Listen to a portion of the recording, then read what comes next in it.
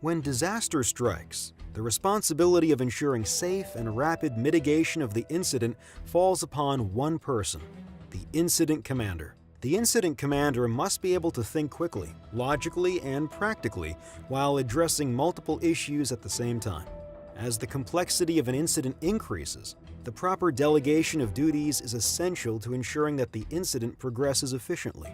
When addressing a call, such as a structure fire, auto accident, or gas leak, there are usually enough resources on the scene to treat any potential patients encountered.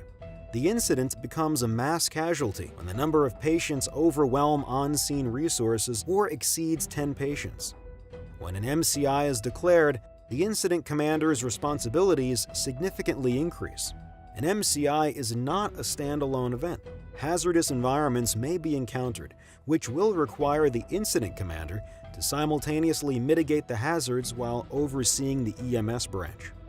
Engine 623, Engine 403, Engine 421, Engine 434, Rescue Engine 433, Truck 403, Channel 4 Delta, Box 43801 for building fire at 14400 Woodmere Court at the Forest Glen Senior Residence. Smoke showing from the roof, 1300 hours.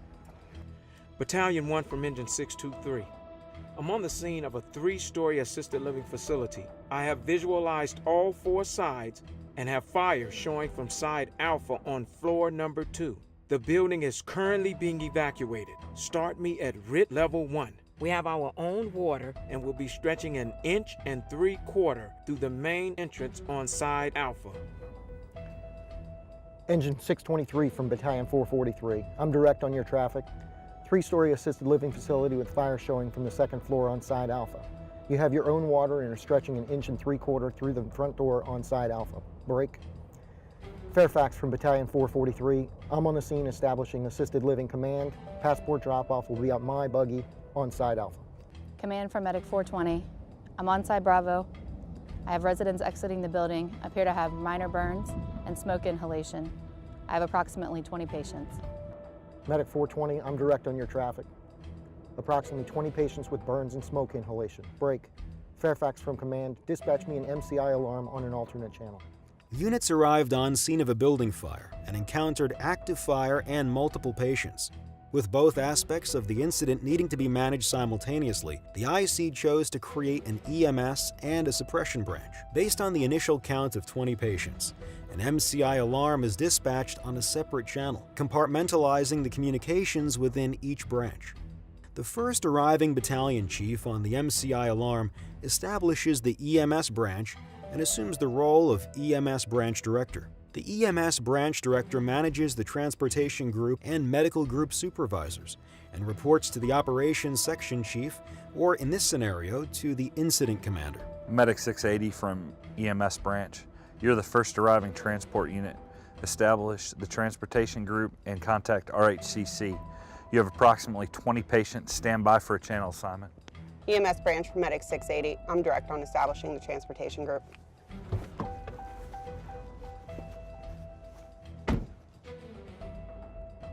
Chief, can I have a channel for the transportation group? Fairfax from command. Can you give me a channel for the transportation group, please? Your channel will be on 4 Golf for the transportation group. Do you need us to monitor that channel? Negative, I don't need it monitored at this time, thank you. 1414. Transportation group from EMS branch. You will be operating on 4 Golf. Break. All transportation units from EMS branch.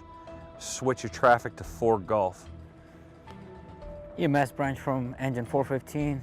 We're on scene. I'll be establishing triage unit. Copy. Engine 415, you are the triage unit leader. Medic 420 is assigned to you and has begun triage. Meet up with them and give me a total patient count. The first arriving engine on the MCI alarm recognizes their pre-assigned role as triage unit leader and reports directly to the scene with the necessary equipment. Each arriving unit's role is pre-established in the Mass Casualty Incident Manual based on the incident priorities. Quick reference guide is located on the back of the EMS branch command board. Upon arrival of the MCI alarm, units should advise the EMS branch of their designator and pre-assigned role. They must also bring the necessary equipment to fulfill their assignment.